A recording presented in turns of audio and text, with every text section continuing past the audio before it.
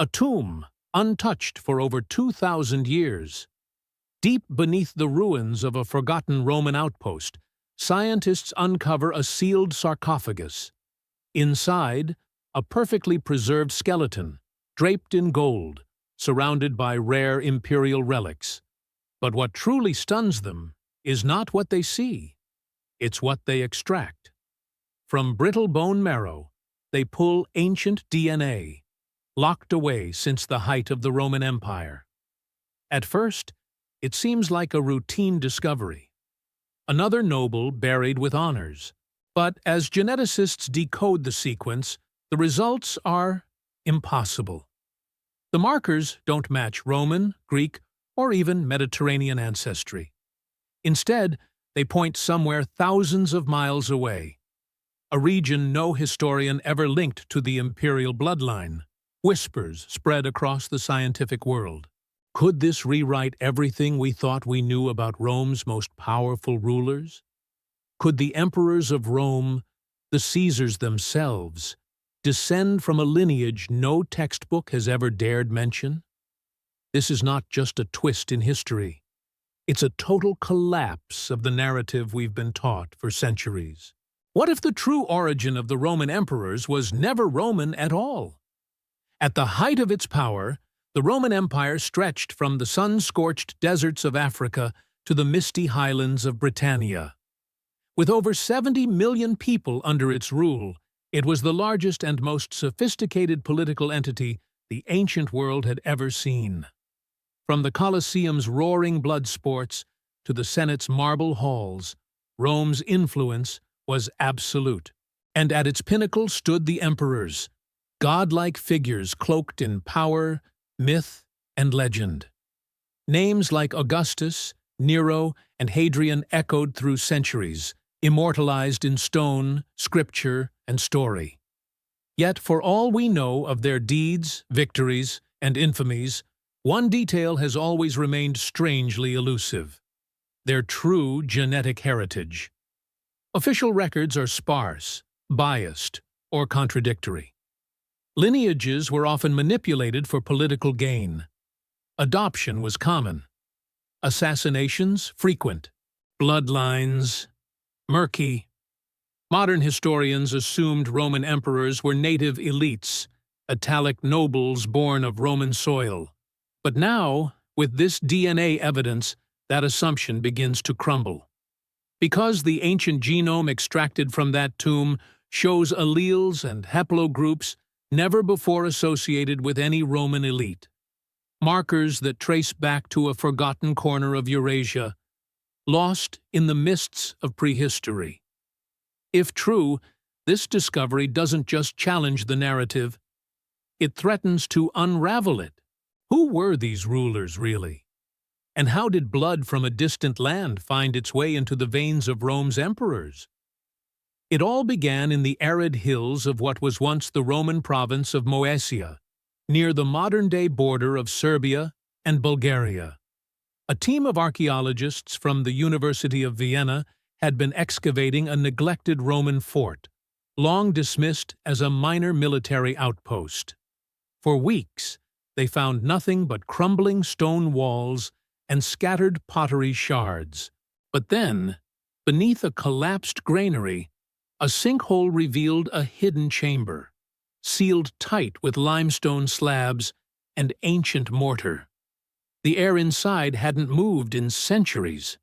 Carved into the chamber's walls were strange inscriptions, unlike traditional Latin or Greek.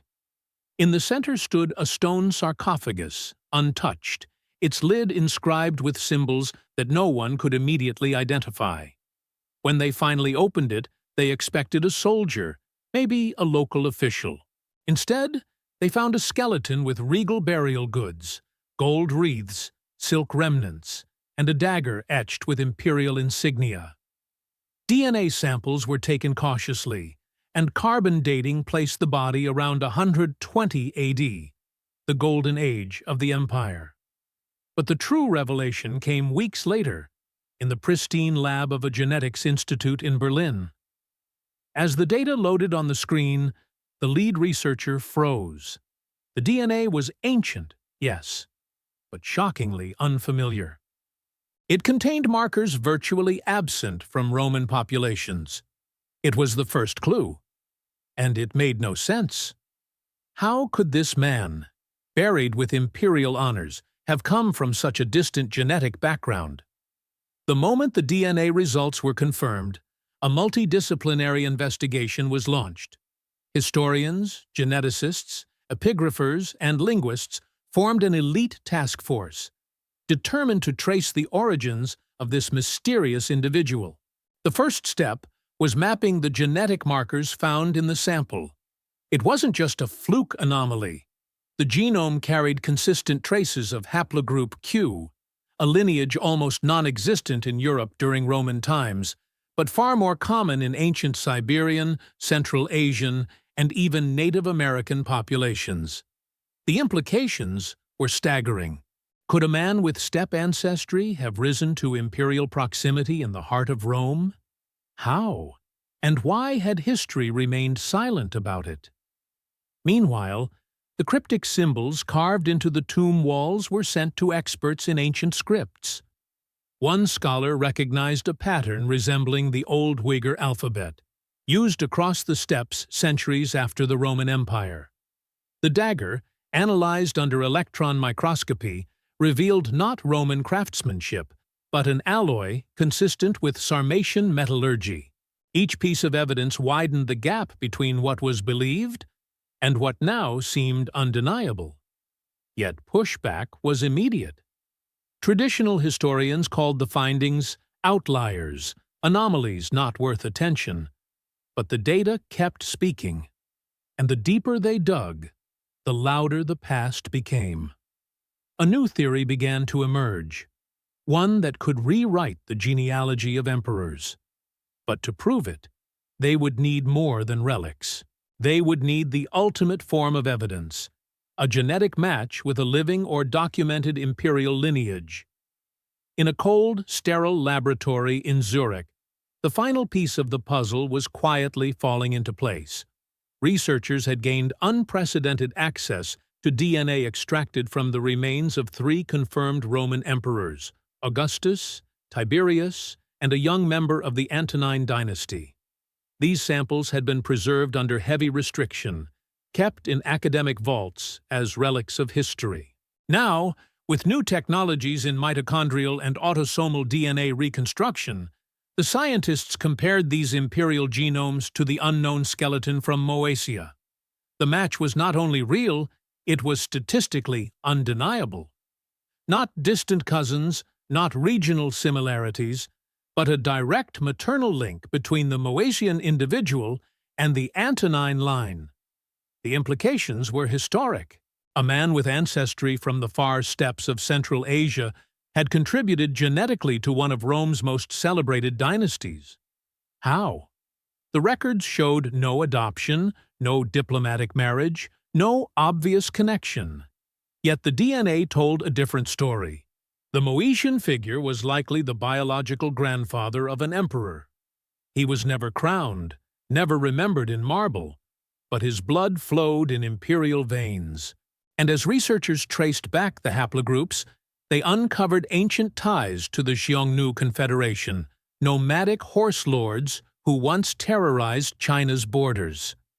This revelation sent shockwaves through both historical and genetic communities. Could the lineage of emperors be tied to the horsemen of the East? The evidence, now peer-reviewed and published, was irrefutable. The Roman throne, it seemed, was never purely Roman. Picture the vast steppes of Central Asia, around the 1st century BC. Endless plains, thunderous hooves, tribes of nomadic warriors, fierce, agile, and born to the saddle. Among them, the Xiongnu, masters of mounted combat, archers without equal, feared from the borders of Han China to the edges of the Caspian Sea. It was a world apart from the marble columns of Rome. And yet, fate had already begun weaving their destinies together. As Rome expanded eastward, clashing with Parthians and absorbing local tribes, Captives from these nomadic cultures were brought west, not just as prisoners, but as soldiers, mercenaries, and eventually trusted allies. Some even rose to command legions. One such figure, likely the man buried in Moesia, earned Roman citizenship through valor.